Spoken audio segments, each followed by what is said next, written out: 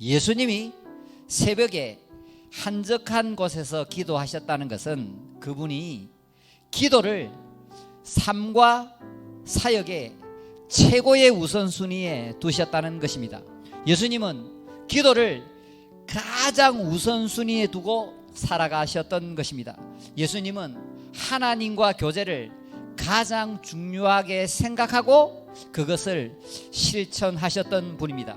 예수님은 하나님과 교제를 통해서 한없는 기쁨과 위로를 누리셨고 그 위로 속에서 하나님이 주신 능력과 세임을 가지고 하루의 사역을 감당하셨던 것입니다.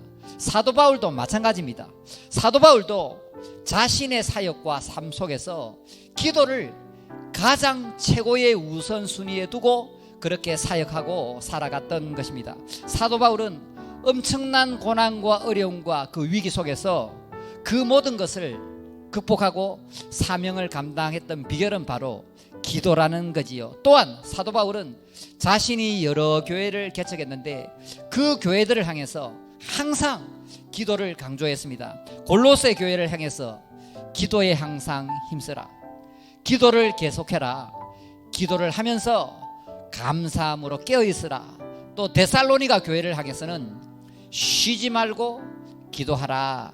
에베소 교회를 향해서는 모든 기도와 간구로 하되 성령 안에서 기도하라. 그렇게 기도를 강조했습니다.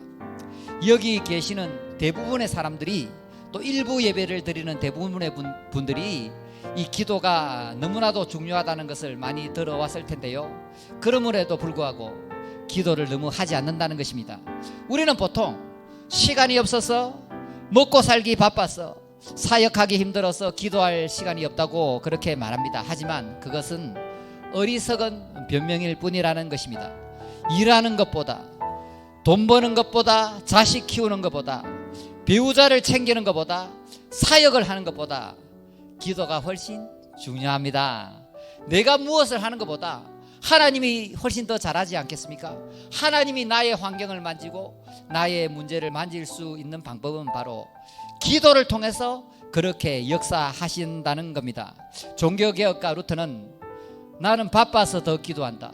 나는 나에게 주어진 가장 소중한 3시간을 기도로 보냈다. 종교개혁가 루터뿐만 아니라 이 하나님의 사역자들은 하나같이 이 기도의 사람이었습니다. 그들은 하나같이 새벽에 일어났습니다. 새벽 3시, 새벽 4시에 일어나서 대체로 3시간, 4시간 기도하며 그 하루의 일과를 시작했다는 것입니다.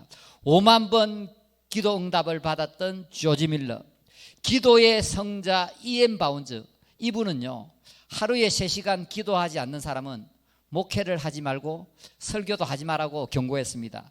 중국 선교의 아버지 허드슨 테일러, 르네상스 시대의 정치가이며 인문주의자 토마스 모, 하늘 문을 여는 기도의 저자 앤드류 머레이, 교회는 무릎으로 세워진다, 절대 기도의 강자 정필도 목사님, 이분들은 하나같이 새벽에 기도를 통해서 하나님이 주시는 지혜와 영감을 얻고 영혼과 육체의 새 힘으로 무장해서 자신의 일과를, 자신의 사역을 감당했던 것입니다. 저의 경우도 비슷한데요, 저는 사역을 잘하는 유능한 목회자, 유명한 목회자가 되고 싶었다니까요. 그런데 하나님은 정반대 방향으로 인도하셨습니다. 하나님은 제가 인기 있고 유명한 목회자가 되기보다는 제가 무명이고 하나님과 독대하면서 하나님과 깊이 교제를 나누면서 하나님만 사랑하는 그런 목회자가 되라고 저를 인도해 오셨다니까요. 그러니까 일이 중요한 것이 아니라, 사역이 중요한 것이 아니라 하나님과의 깊은 교제를 나누는 것이 중요하고, 하나님과 사랑하는 것이 중요하고, 하나님과 함께 깊은 교제 속에서 기쁨과 위로를 누리는 것이 100번 더 소중하다는 것을 믿으시길 바랍니다. 그러므로 기도가 먼저 앞서가고 행동이나 일은 그 다음에 따라가도 됩니다.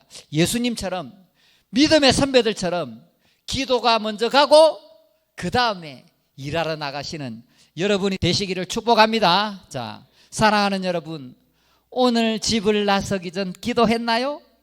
기도부터 하고 가정도 돌보고 애도 키우고 직장도 다니고 교회 봉사도 하고 사역도 하면 너무나도 좋겠습니다. 결론적으로 하나님의 본체시며 전능하신 하나님이시며 하나님의 아들께서 그렇게도 기도를 중요하게 생각하신 이유, 그리고 기도하는 예수님의 모습이 오늘 본문을 비롯하여 성경에도 그렇게 많이 언급되는 그 이유는 바로 우리에게 기도하라고 기도의 근본을 보여주시기 위함입니다. 그러므로 이런저런 변명하지 말고 기도하라.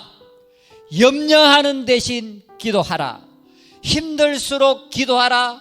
안 될수록 기도하라. 아플수록 기도하라. 막힐수록 기도하라.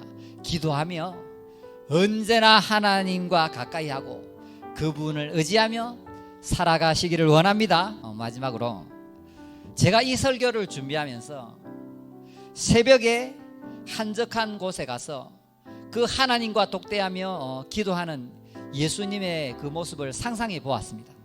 제가 정말 깊이 묵상해 보았습니다. 사랑하는 여러분, 그 새벽에 별이 있는데 예수님이 일찍 일어나셔서 뚜벅뚜벅 걸어가셔서 아무도 없는 곳에서, 그 한적한 곳에서 성부 하나님을 향해서 간절히 기도하는 그 예수님의 그 아름다운 모습, 정말 멋지지 않습니까? 정말 감동스럽지 않습니까? 사람이 아무도 없는 그곳에서 오직 하나님과 1:1 독대를 하면서 그 하나님과 사랑하고 교제를 나누고 오늘 하루의 일과를 묻고 오늘 하루 모든 일과 속에 함께 해달라고 기도하고 그렇게 성령의 능력을 구하는 그 예수님의 모습, 너무나도 멋지고 너무나도 아름답지 않습니까? 새벽에 한적한 곳에서 창조주 하나님과 독대하는 이 모습이 인간이 할 수 있는 가장 멋지고 아름다운 모습이라는 것입니다. 나의 생각, 나의 왕권, 나의 계획, 나의 계산을 내려놓고 하나님의 통치를 인정하면서 나의 모든 인생을 주님께 의탁하는 이 모습이 바로 진정한 예배라는 것입니다. 그러므로 우리는 새벽에 일찍 일어나 나가서 한적한 곳으로 가서 기도하셨던 그 예수님의 큰 본을 따라서 날마다 기도의 자리로 나아가서 하나님과 깊이 교제하는 모두가 되시기를 주님의 이름으로 축원합니다.